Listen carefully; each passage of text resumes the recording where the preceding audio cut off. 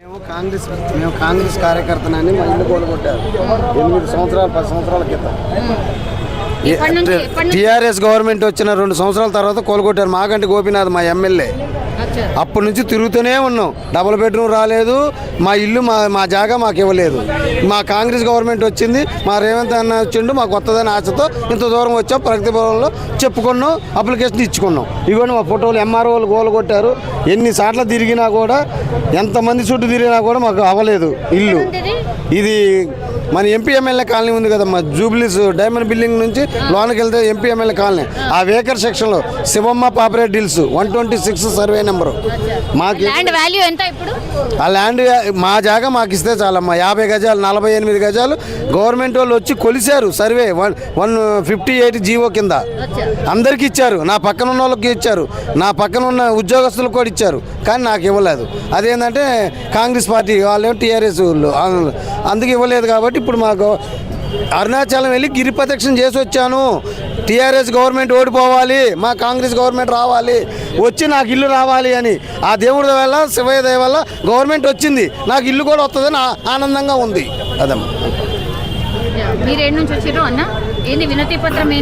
నా పేరు నవీన్ గౌడ్, నేను సికింద్రాబాద్ నుండి వచ్చాను.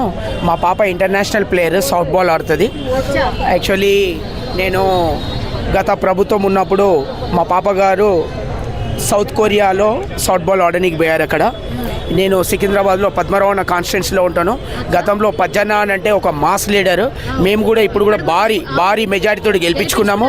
45,000 మెజారిటీతోటి మా పాపను అమెరికా పంపించిన ఘనత పద్మరావు సార్దే. మా పాప జకార్తా ఇండోనేషియా కూడా పోయింది. కానీ ఎప్పుడు చూడండి ఫండింగ్ లేదని చెప్పేసి తెలంగాణ గవర్నమెంట్ స్పోర్ట్స్ అథారిటీ వాళ్ళు చెప్పడం జరుగుతుంది. మంత్రి గారు ఎప్పుడు పోయినా, ఎప్పుడు శ్రీనివాస్ గౌడ్ గారు ఎప్పుడు మినిస్టర్ క్వార్టర్స్ పోయినా కరెక్ట్గా రెస్పాండ్ గారు. ఆయనకు ఒక అమ్మాయి ఉండి, ఆయనకు ఒక నాలాగా ఒక బిడ్డ ఉంటే ఐడియా వస్తుండే. నా పజ్జన్న నాకు బాగా హెల్ప్ చేశాడు. కానీ శ్రీనివాస్ గౌడ్ అరాచక గవర్నమెంట్లో ఆయన తీసుకోవడమే చాలా దరిద్రమైన పాలన చేశాడు. స్పోర్ట్స్ పిల్లలంటే ఆయనకు ఒక రోజు ఒక నేషనల్ ఆడితే తెలిసిపోతుండే. ఆ విధంగా నా పాపను 32 నేషనల్స్ 4 ఇంటర్నేషనల్ ఆడిపించిన ఘనత నాది. అది నాకు సపోర్ట్ పద్మరావు అన్న చాలా సపోర్ట్ చేశాడు. నా పాపకు ఇక్కడ కాదు, నా పాపను గుర్తించి నాకు లవ్లీ ప్రొఫెషనల్ యూనివర్సిటీలో స్పోర్ట్స్ కోటా కింద నా పాప అక్కడ ఇప్పుడు చదవడం జరుగుతుంది.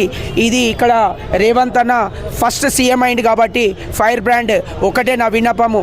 ఇదే విధంగా ఇక్కడ మనకు ప్రజా దర్బార్ అనేది పెట్టాలి. ప్రతి వీక్లీ 2 సార్లు డైలీ పెడితే ఇంకా సంతోషము. చాలామంది ప్రజలు బయటికి రాక చెప్పుకోలేని బాధలో ఉన్నారు. ఈ దొరల పాలనను ఈ గడీలు గూలగొట్టాలా, మొత్తం అది చేసుకుంటూ కాంగ్రెస్ అంటే 56-60 సంవత్సరాలు ఉన్న చరిత్ర గల పార్టీ. దాని ఒక్క లీడర్ కూడా మా పజ్జనను కూడా ఏంటంటే మినిస్టర్ ఇవ్వకుంటూ అణగదొక్కి ఒక డిప్యూటీ స్పీకర్కి ఇచ్చి మా అన్నను అక్కడ ఇంట్లో కూర్చుండబెట్టారు. అది మాకు బాధాకరము. దానికి నిరూపంగా మేము ఈసారి కూడా బాగా హార్డ్ వర్క్ చేసి పజ్జనను మేము భారీ మెజారిటీతో గెలిపించుకోవడం జరిగింది. ఇప్పుడు సమస్య ఏంటనంటే నా పాపకు వచ్చిన సమస్యను వేరే పిల్లలకు, మా పాప ఇంటర్నేషనల్ ప్లేయర్, ఆమె పేరు ప్రవళిక గౌడ్. సార్కు తెలుసు, పద్మరావు సార్కు.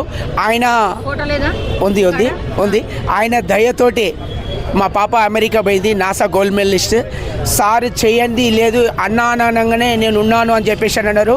మొన్న ఫస్ట్ టైం మా పాప కోటింగ్ వచ్చేది లవ్లీ ప్రొఫెషనల్ యూనివర్సిటీ నుండి ఫ్లైట్ టికెట్ డాడీ నేను వస్తాను ఫస్ట్ టైం అని చెప్పి వచ్చి ఓటింగ్ చేసుకొని మళ్ళీ రిటర్న్ వెళ్ళిపోయింది లవ్లీకి.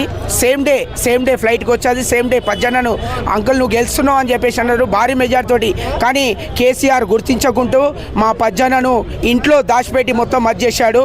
అది ప్రజల తీర్పు, మేము చేస్తాము.